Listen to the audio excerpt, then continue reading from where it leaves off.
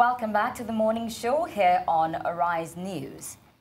Isaac Emokpae is a versatile visual artist who uses painting, photography, filmmaking, and sculpture to express his creativity. Isaac's approach to art is based broadly on the principle of duality, which creates simplicity and power in every artwork.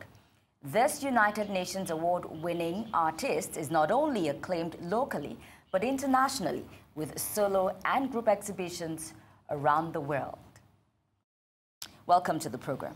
Thank you. Thanks for being here. Now tell us, let's start by finding out what inspires your creativity. Well, in a nutshell, I always point to God. But broadly, people. There is no better source of material than just people. Interpersonal relationships, ups and downs. In fact, sometimes, like with all creative work, you get some of your best work in the darkest periods. So it's just about taking that time to record information when people are most distressed. It's a prerogative for an artist. That's your job. You're supposed to be more focused when everybody's distracted. Go ahead. So you're described as an expressionist, surrealist. Yes. Now, I don't understand that, because expressionism for me is completely different from surrealism. Okay. See, the thing is, the beauty of both is you're free to manipulate. Now, with expressionism, generally, this is a bit of an art class. You tend to work freely with all the different elements of art. So art has different elements, and people don't realize how much this impacts what they do. There's form, shape, tone, color, texture, all of these things matter. And when you say you're an expressionist, sometimes you would paint something that looks very haphazard, but what attracts people isn't even the color, it's not the size, it's texture. You have people that come up to like an Anish Kapoor sculpture because it's reflective and it's smooth. You know, you have people that want to touch. I actually like that. Sometimes I see people come up to my work in exhibitions and they do that. It's because what is pulling them in is a small element of the work. Now, the surrealism part is down to the person I would call my academic mentor, Professor Abami Baba. Now, he mentored quite a lot of people. I know a lot of people might not really know him, but he is essentially one of the founding fathers of visual arts in this country. He's still alive and very well. Good to hear. Yes. Your expression of duality. Yes. Why that? Good. You remember what I said, people? Yes. We are constantly driven by two sides, you know, good, bad. And the irony of it is, what stands as good for you tends to be bad for someone else. So let's say, for example, you make a profit in an investment. It's because somewhere, someone is making a loss.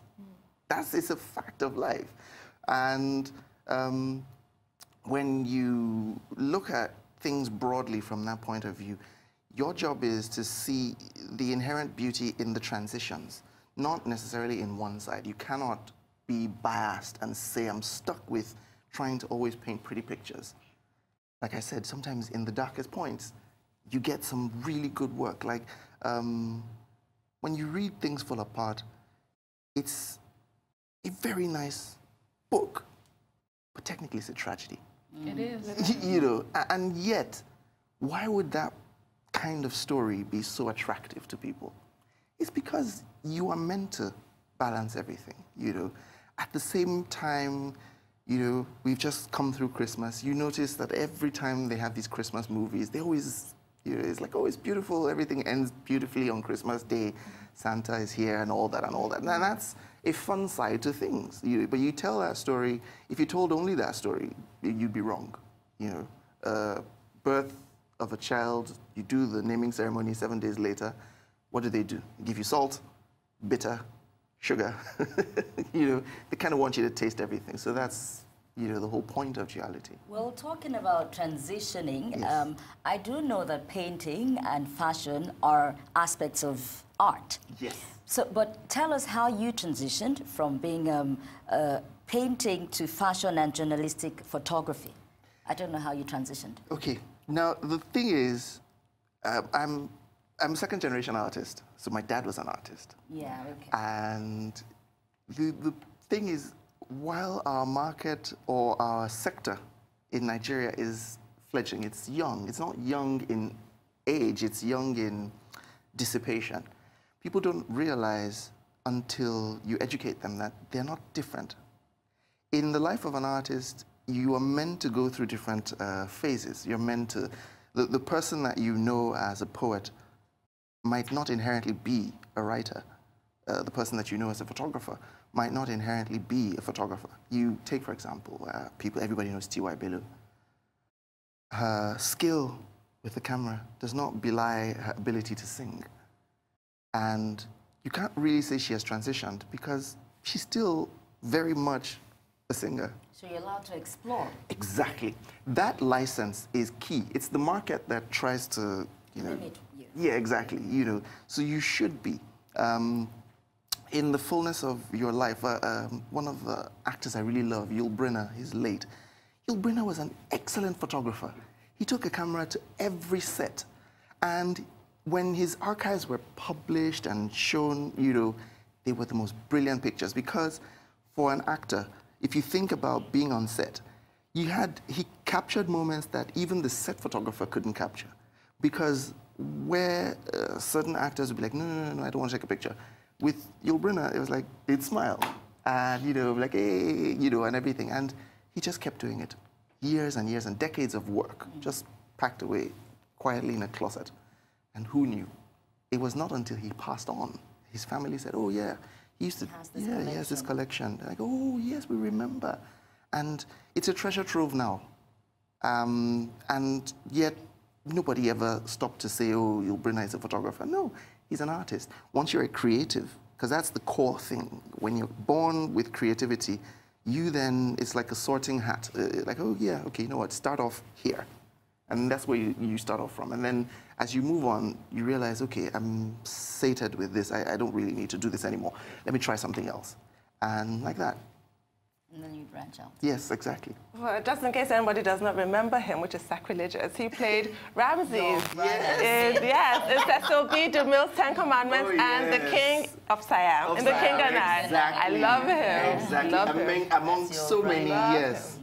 What was that pivotal moment for you when you decided to become an artist? Because obviously, yes, your father was an artist, but you still had to make the decision, didn't you? Yes, I kind of like telling this story. Years ago, because he's late now, he passed on in '84. But years ago, because growing up '70s, most houses were white, and I was always drawing on the walls. I draw, and I love classics. People like Yul Brynner, those were my favorites. Yeah. So you'd have chariots, horses, men, and everything. And one day, my dad saw stuff that I had been drawing on the wall, because it's obvious, you're young, you grow out of the, people give you a sketchbook, you fill it, and you move on. He then said, okay, come. And he took a sheet of paper. Now, one of his most popular works is the Queen Amina of Zaria painting. And very few people really knew, but he was a wonderful draftsman. And he just said, okay, this is what you're going to do. Look. And he just started sketching. And he sketched a horse and a rider. And I was looking at it, and how you normally look at strokes and you don't realize what it is until it's done. And it's funny that at that point in time, yes, I knew my dad was an artist, but I didn't look at him as an artist. And immediately he finished that sketch, I always tell people, I knew straight away that this is what I'm going to do in my life. How old were you? I was 3. Wow. But it stuck with me because whether you have an aha moment and you're like, you realize, okay, this is what I've been doing wrong. And straight away, I knew. Although I heard in an interview you did earlier that you were in med school when you decided that you would make a living from art. Yes. I had struggled with doing well in my sciences and also well in my arts. And unfortunately, the course that you would take, it starts so much earlier you don't realize. You're talking to a guidance counselor. The guidance counselors don't sit you down and talk to you. They just tell you, these are the subjects you have. Okay. This is what you fill in your JAM form. That's it. Nobody sits you down and asks you, what do you want to do? Okay. I just wanted to be sure because I had that story before and now. I was, sorry to cut that short. All through that time, I had that perception of, yes, this would be my day job, but I would always paint because I painted straight through, I always did art straight through medical school. But did you see the course through? No, I didn't. Okay, so your family has been involved in art world and it has evolved over the time. But for those who are not so art enthusiastic, how do you put monetary value to an artwork? I mean, all you need to do is go to a gallery and the value ranges and you wonder, why is this so expensive? Why is this not? So how do you put monetary value to an artwork? See, now, this is the interesting thing. You know Rumpelstiltskin? Yes. I always call it the Rumpelstiltskin effect.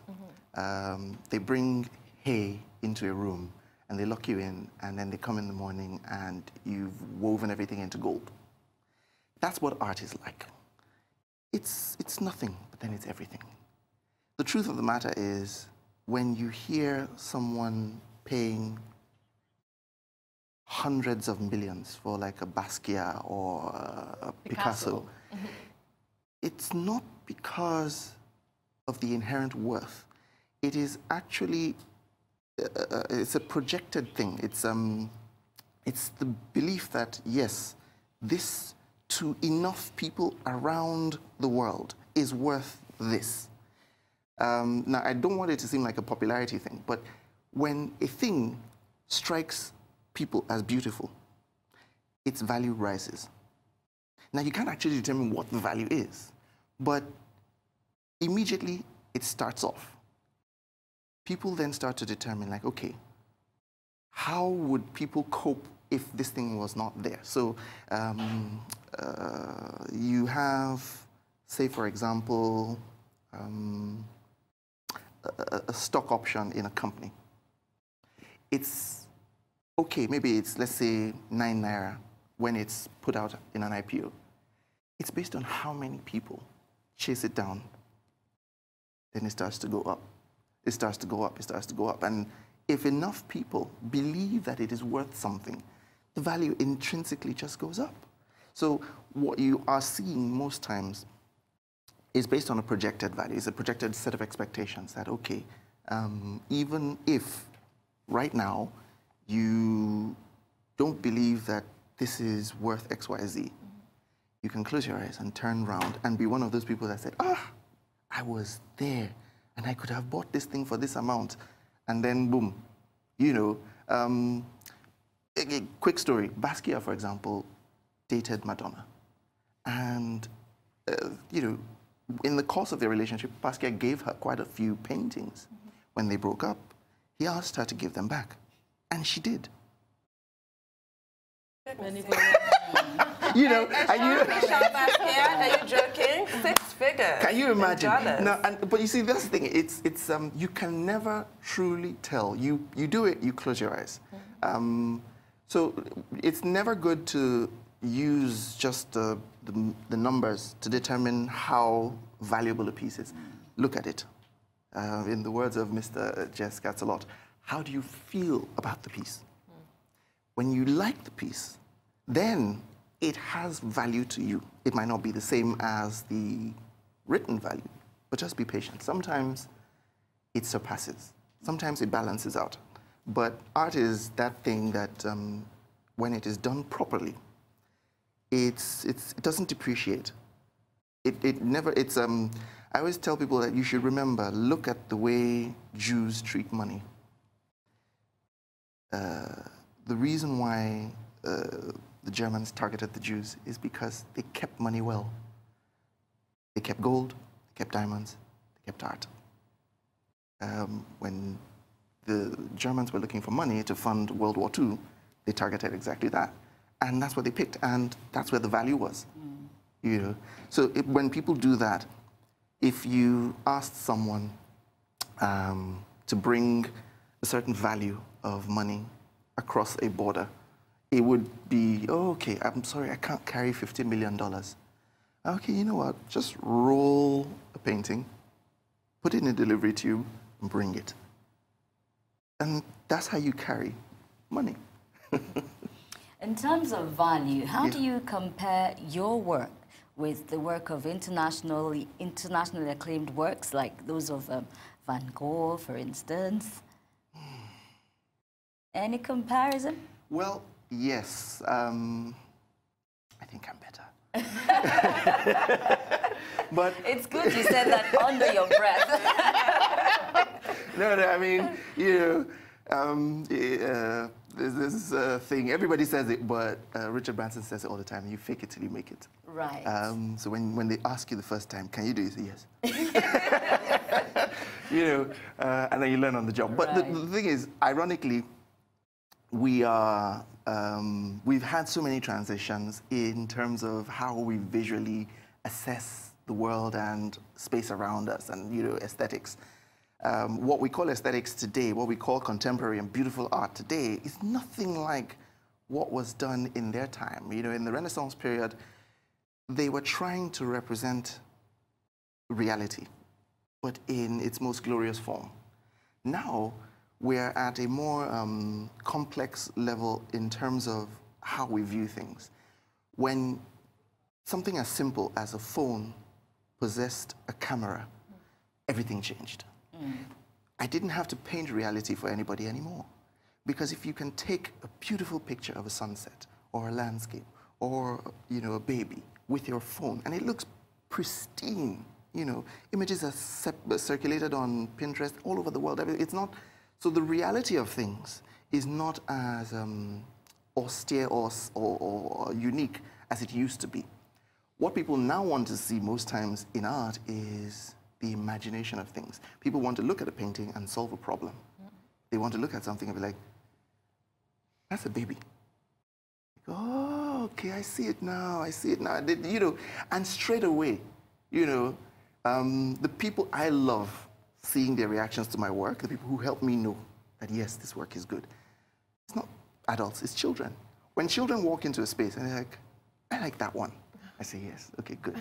See, because even if adults are stingy, if this piece survives for 50 years, that child is going to buy it. Right. So you're looking for the visceral reaction to your work. Definitely, because it's, when you think about it, I always tell people that everybody has a vice of some sort.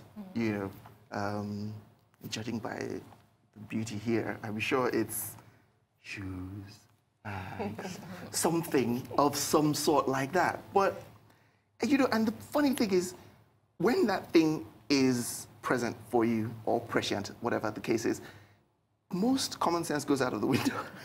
The people like, okay, they see something they like, and they just don't think of money in terms of, oh, that's too much to pay. No, they say, I want to get it. So I just want to ask you about monetizing your talent, but I want tips from you for people who might be looking to diversify their investment portfolios and looking at art as an investment. So do you invest in pieces that give you that visceral buzz, or do you take a more sort of pragmatic approach to selecting pieces when you're looking at art, not for enjoyment, but for investment purposes? That's a very, very good question. It's very pertinent right now. Just permit me to wind a little, I'll come back. One of the areas, when you look at our economy, we are not, in the next 10, 20 years, we're not going to invent the best electrical car. We're not going to invent a super jet or anything in Nigeria. None of those things are going to happen like overnight for us. But where we have a practical advantage is in our creativity. And the sooner we realize and we invest more and more into it, the better. when you want to invest in art, for example, you need to do 30% heart, 70% head. You don't go with passion alone. Weigh your options. There are many art reports that come out that show you the metrics that a lot of artists have been able to achieve and are doing. And like anything, any commodity, you want to buy low, be patient, and sell high. So that makes us at a very advantageous point, because in Nigeria, art is still relatively cheap, especially when you consider the exchange rates. So check a lot of things. So this is now not about how the painting looks, pedigree, work, time spent, plans going forward. There are a lot of experts you can talk to. But ironically, it's one of those things where if good money isn't spent in the sector itself cannot yield what results we would expect. When you look at China, for example, they literally picked their art market up by the bootstraps and just sent it into the stratosphere. Now, every major art house and auction house has a Hong Kong or Shanghai or Asia bureau. Why? Because the Chinese, they will pay. I mean, this is where we're going to. We have to cut me short. Down. Yeah, right. We're running out of time, but it's been a most inspiring, educative, and enlightening conversation with you. Brilliant, thank you. Apparently, the apple doesn't fall too far from the tree. No.